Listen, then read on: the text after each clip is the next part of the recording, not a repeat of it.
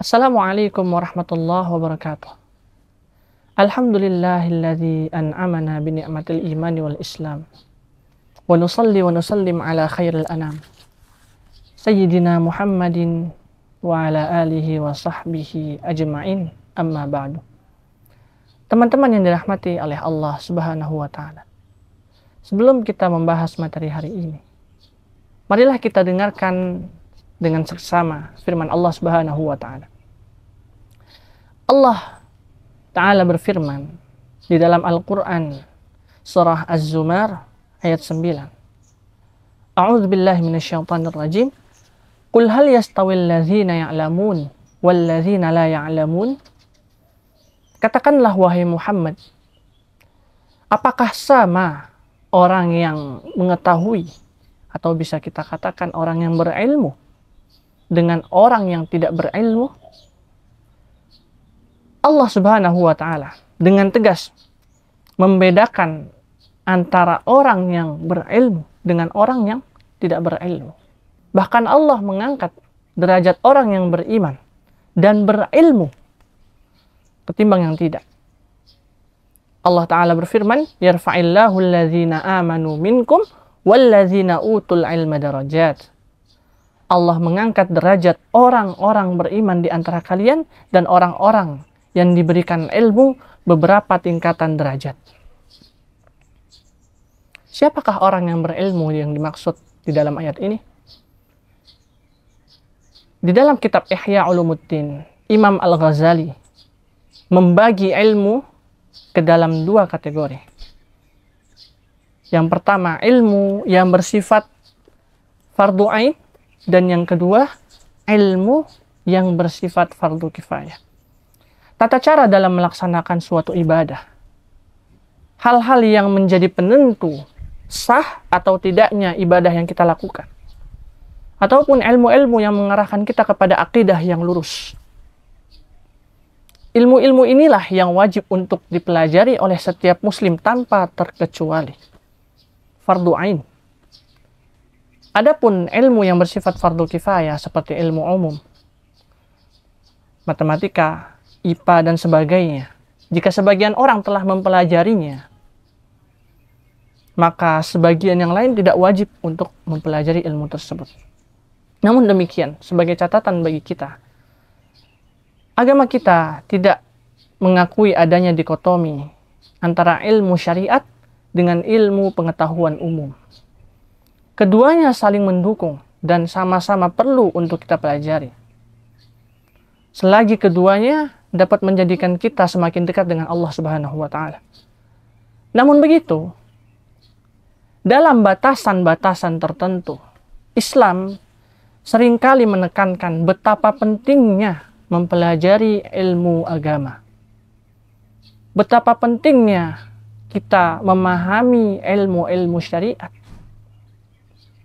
Bahkan Allah Subhanahu wa taala memberikan banyak sekali keutamaan bagi siapa saja yang menuntut ilmu agama Islam.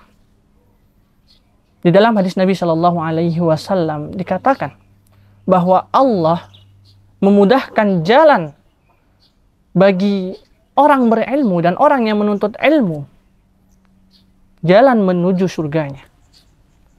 Nabi Shallallahu Alaihi Wasallam bersabda, "Man salaka tariqan yaltamisu fihi ilman, sahhalallahu lahu bihi tariqan ilal jannah." Barang siapa yang menempuh jalan untuk menuntut ilmu, niscaya Allah akan memudahkan jalannya menuju surga.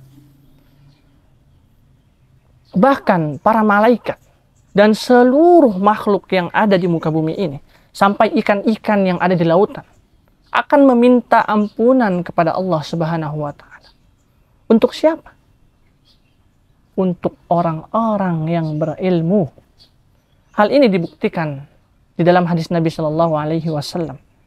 La yastaghfiru lahu kullu syai'in hatta al-hitana fil ma'. Orang berilmu akan dimintai ampunan oleh segala sesuatu, sampai ikan-ikan yang ada di lautan.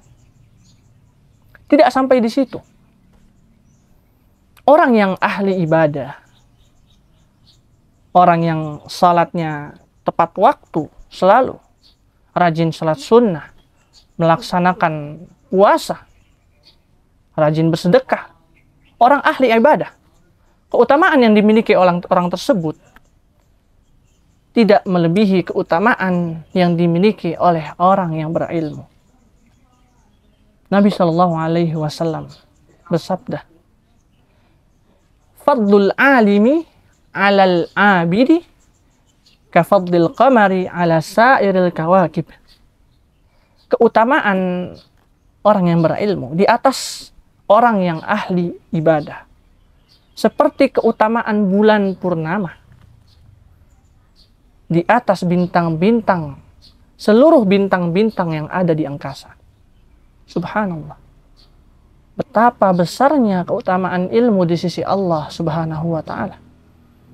Maka tidak heran mengapa Allah mewajibkan bagi setiap muslim seluruhnya, baik itu laki-laki ataupun perempuan, untuk menuntut ilmu Islam.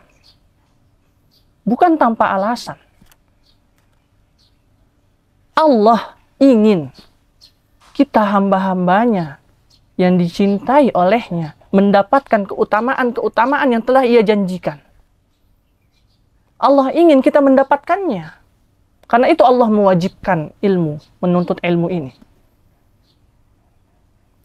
Cara Allah menunjukkan rasa cintanya kepada hambanya bukan dengan memberikan harta yang melimpah ataupun kedudukan, jabatan, atau popularitas.